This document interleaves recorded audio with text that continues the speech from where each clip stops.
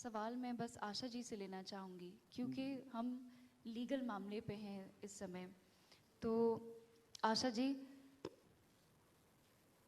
आप ही जानती हैं आपने इतने साल कैसे काटे, और आज भी मैं देखती हूँ, देखिए आप सुनती हैं कहानियाँ तो आपकी आंखों में आंसू आ रहे हैं, आपकी आंखों में आंसू आ रहे हैं, मेरी आंखों में भी आंसू आ रहे हैं।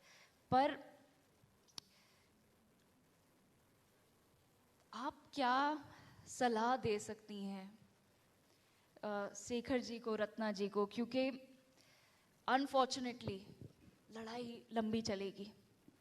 देखिए, जिन्होंने इनकी केस को हम लोगों ने शुरू से इस पे बहुत बात करे, इनसे भी बात हुई थी हमारी।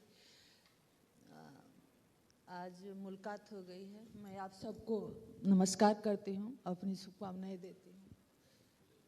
सबसे पहले मैं सबका धन्यवाद करती हूँ कि उस टाइम पे सब लोगों ने आवाज़ उठाई, निर्भया के लिए साथ दिया, उसको इंसाफ मिल गया। लेकिन बहुत मन दुखता है जब कोई केस होता है, चाहे ऐसे लोग वो से मुलाकात होती है।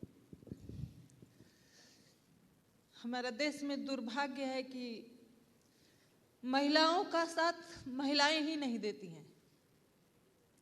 जिनका इन्होंने नाम लिया है, 8 साल बाद उन लोगों ने एक ग्रुप बना के हमको भी बहुत घेरने की कोशिश की, लेकिन हम लोगों ने उनका डट के सामना किया। सीमा बैठी हैं साथ में और भी वकील थे हमारे साथ। हम लोगों ने बहुत उनको डट के सामना किया। एटो टाइम पे हमारे खिलाफ उन लोगों ने ग्रुप बना के जज तक महिला महिला महिला सब ग्रोवर आनंद हो गए। कोई मैंने 3 कोर्ट में 4 औरतों को खड़ा कर दिया लास्ट टाइम पे। लेकिन मैं यही कहूँगी कि उस टाइम कोर्ट ने भी सही फैसला लिया, समाज ने भी बहुत साथ दिया। खासकर मैं मीडिया के सभी लोगों को यही कहूँगी कि मीडिया लोगों ने भी बहुत सपोर्ट किया, क्योंकि मैं बाहर निकलती थी तो मैं नहीं जानती थी कि मैं कहाँ जा रही हूँ, किसके साथ हूँ, क्या होगा मेरे साथ। लेकिन मेरे को इतनी तसल्ली होती थी कि जो मीडिया के बच्चे होते थे वो मुझे बहुत सपोर्ट करते थे और कहते थे कि आंटी आपको हम कुछ नहीं होने देंगे, आप अपनी लड़ाई लड़िए।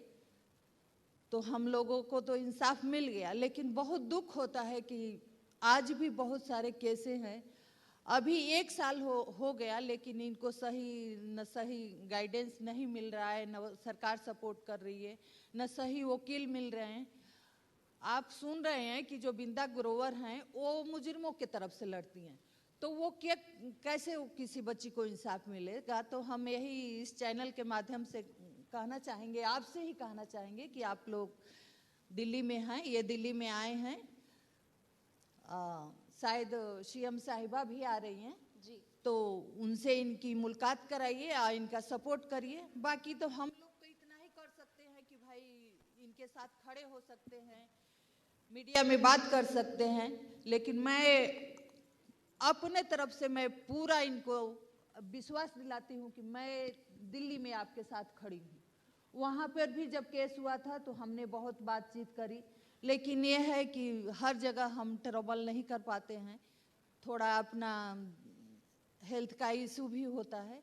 लेकिन हर बच्ची के लिए हम आज भी आवाज़ उठाती हूँ। तभी भी हमारा यही था, कई लोगों ने कहा कि आप इतने कानून के लिए लड़ते हो, इतना संघर्ष करते हो, आपकी बेटी वापस नहीं आएगी। लेकिन तब भी और आज भी हमारा यही है कि हम सब लोग मिलके इस क्राइम के खिलाफ आवाज़ बने रहें, आवाज़ उठाएं। क्योंकि मैं ये नहीं कहती हूँ कि सरकार काम नहीं कर रही है, बहुत अच्छा काम हो रहा है। लेकिन अगर कुछ नहीं काम हुआ, हम ज़्यादा पीछे नहीं जा सकते। लेकिन मैं ये 2012 से ही अब तक की मैं बात कर रही हूँ, किसी बच्ची को इंसाफ नहीं मिला। मुझे तसल्ली है कि निर्भया को इंसाफ मिला। इसमें आप सबका बहुत बहुत सहयोग है, चाहे हमारे वकील हों, चाहे हमारी मीडिया हो। ये बच्ची बैठी है सीमा, इसने भी बहुत हमारे साथ संघर्ष किया। सीमा जी, इसी बात पे आपसे एक आखिरी सवाल, वक्त मेरे पास बहुत कम है। इंसाफ मिला, लेकिन मैं जी। यही चाहूंगी, बहुत दिल दुखता है। आज भी हमारे पास कई केसें हैं जो 10-10 साल से दिल्ली की केस हैं, और 10-10 साल से लोअर कोर्ट में उनका फैसला नहीं होगा, तो उस आदमी को इंसाफ क्या मिलेगा। मैं ये भी कहना चाहूंगी कि अगर शायद हमारी मुल्क उस टाइम तक रुकूं, अगर हमारी सीएम साहिबा आएंगी तो हम एक बार यही कहेंगे कि हमारा संविधान बहुत बड़ा है, लेकिन आप कहीं भी ढूंढने अगर केस लड़ने जा रहे हैं, देखिए कि हर जगह उनके लिए निकलने का, बचने का रास्ता है। तो जो हमारा दिल्ली का जेल मैनुअल है, उस पे मैडम जरूर ध्यान दें।